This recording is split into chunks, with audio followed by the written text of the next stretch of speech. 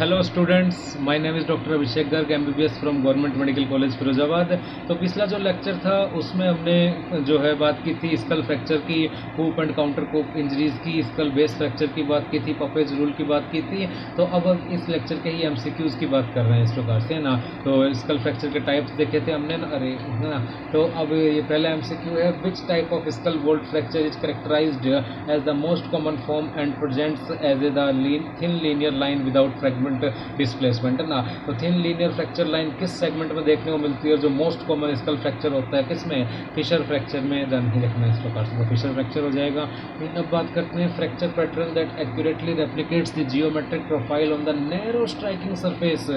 तो narrow striking surface किसकी होती है, ध्यान रखना है आपके डिप्रेस्ड फ्रैक्चर की। और डिप्रेस्ड फ्रैक्चर के ही नाम होते हैं सिग्नेचर फ्रैक्चर या फ्रैक्चर एला सिग्नेचर। अपन बात के ध्यान रखना है ना, तो आंसर आ जाएगा फ्रैक्चर एला सिग्नेचर। अब बात कर रहे हैं skull injury displaying multiple intersecting fracture lines that divided the bone into distinctive multiple segments is known as. तो सीधी सी बात है, मल्टीपल सेगमेंट्स मिल रहे हैं, मल्टीपल फ्रैक्चर लाइंस मिल रही है, इसमें जब रिपीटेड ब्लो हुआ होगा तभी मिलते हैं वो।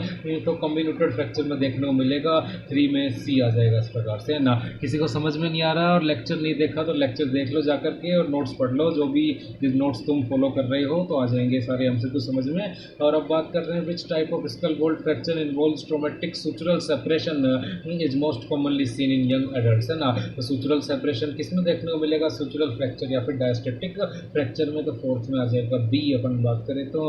अब बात कर रहे हैं किसकी, तो डायस्टेटिक फ्रैक्चर हो जाएगा ना इसका। अब एक बात कर रहे हैं classic ping pong ball indentation और pond fracture without true sutural cortical breakage is characteristically seen in. जो अपन ने बोला भी था, पॉन्ड फ्रैक्चर या इंडेंटेड फ्रैक्चर या पिंग पोंग बॉल फ्रैक्चर किसमें देखने को मिलता है, सॉफ्ट स्कल में। सॉफ्ट स्कल मतलब children less than 4 year of age में देखने को मिलेगा, ध्यान रखना इस प्रकार से। तो 4 ईयर ऑफ एज से कम है उसमें देखने को मिलेगा ये। अब बात करेंगे a bullet striking surface skull vault at an oblique या ग्लेंसिंग बुलेट क्या क्रिएट करती है, वो गटर फ्रैक्चर, ध्यान रखना है। और उसमें भी कौन सा, टाइप 2 गटर फ्रैक्चर ना। टाइप 1 में तो सिर्फ आउटर टेबल इन्वॉल्व होती है, टाइप 2 में आउटर और इनर दोनों टेबल इन्वॉल्व होती है। तो आंसर आ जाएगा B, टाइप 2 गटर फ्रैक्चर है। अब बात कर रहे हैं ring fracture presents as a circular failure tracking around the foramen magnum and is localized strictly in the. तो फोरामेन मैग्नम के अराउंड रिंग फ्रैक्चर बन रहा है। तो रिंग फ्रैक्चर हमने बोला भी था पोस्टीरियर क्रेनियल फोसा में होता है ना, जबकि हिंज फ्रैक्चर किस में आता है आपका, anterior and middle cranial fossa में, ध्यान रखना है इस प्रकार से, है ना। तो पोस्टीरियर क्रेनियल फोसा हो जाएगा। Which type of skull base injury acts as a transverse fracture line dividing the base paths through the sella turcica and also known as motorcyclist fracture. तो हमने बोला भी था मोटरसाइकिल वाला गिरेगा तो साइड से गिरेगा, इस यहाँ पे इंपैक्ट होगा, उस पर यहाँ पे इंपैक्ट होगा तो वो सेला टर्सिका के थ्रू दूसरे साइड में पहुंच सकता है ना। तो ध्यान रखना किस में होता है वो, मिडिल क्रेनियल फोसा के फ्रैक्चर में। मिडिल क्रेनियल फोसा का फ्रैक्चर किस में आता है, हिंज फ्रैक्चर में, ध्यान रखना इस प्रकार से।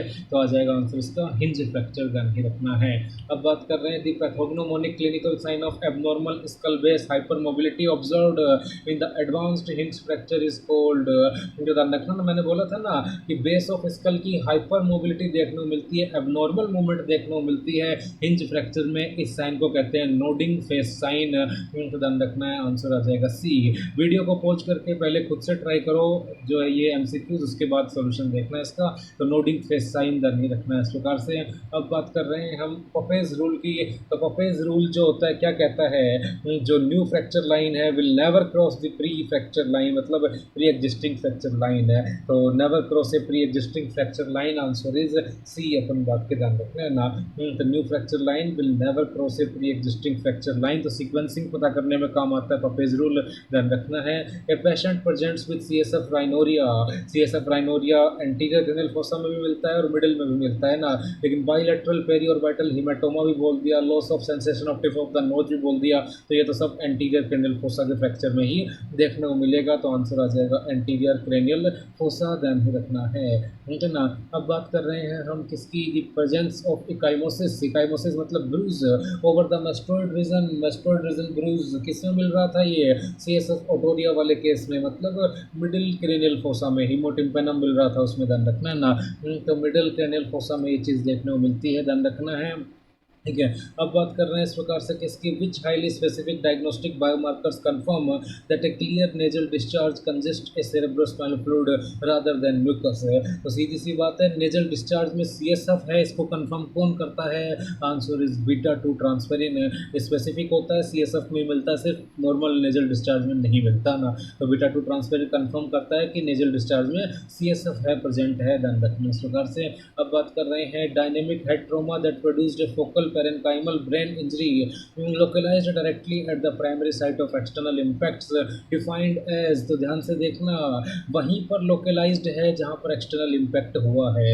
तो जहां पे इम्पैक्ट हुआ है वहीं पर लोकलाइज्ड है, मतलब कूप इंजरी है, ध्यान ही रखना इस प्रकार से ना। और अपोजिट होती तो काउंटर कूप इंजरी होती, ध्यान रखना इस प्रकार से। तो इसने क्या बोला है? Localized directly at the primary site of external impact.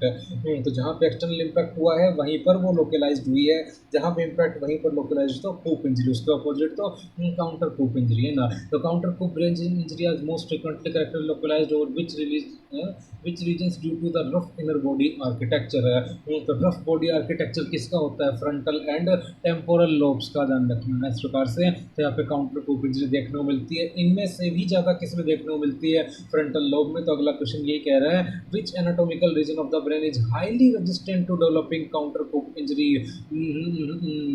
Because its adjacent inner skin surface is smooth.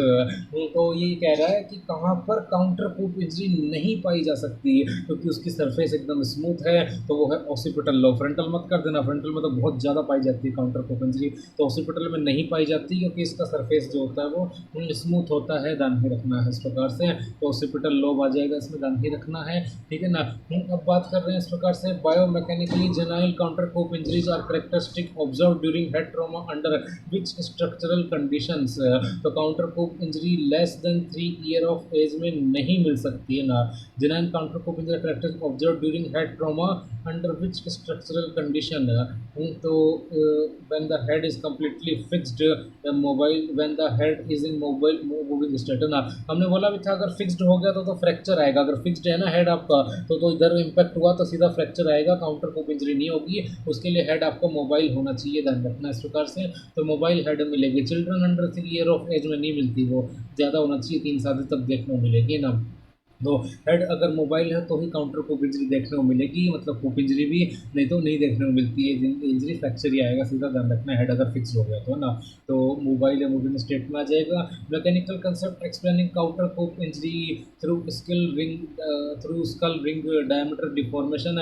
तो सीधी सी बात है, कौन सी थ्योरी है जो काउंटर कूप इंजरी को एक्सप्लेन करती है? तो answer is struck coup theory या वैक्यूम थ्योरी। दोनों नाम ध्यान रखने इसके, स्ट्रक कूप थ्योरी या वैक्यूम थ्योरी अपन बात करें तो। Primary mechanical blow delivered directly to the frontal lobe which results in which pathological manifestation है। तो क्या कह रहा है, कोई ब्लो हुआ है जिसमें फ्रंटल लोब में mechanical blow delivered directly to the frontal lobe which results in pathological manifestation. सीधी सी बात है, फ्रंटल लोब में ब्लो हुआ ना, तो क्या होगा? अब इसमें कूप तो हो नहीं सकती, काउंटर कूप जाएगी तो हॉस्पिटल में काउंटर कूप नहीं हो सकती क्योंकि वो स्मूथ सरफेस है, तो कुछ नहीं होगा। No counter coup injury in the hospital lobe है ना। तो हॉस्पिटल लोब में काउंटर कूप इंजरी नहीं होगी, स्मूथ सरफेस होती है उसकी वो ना। तो no counter coup injury in the occipital lobe अपन बात करें, ध्यान रखना इस प्रकार से।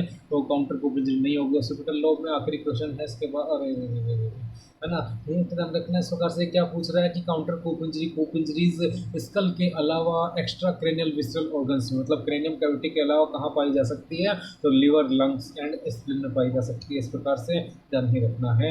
तो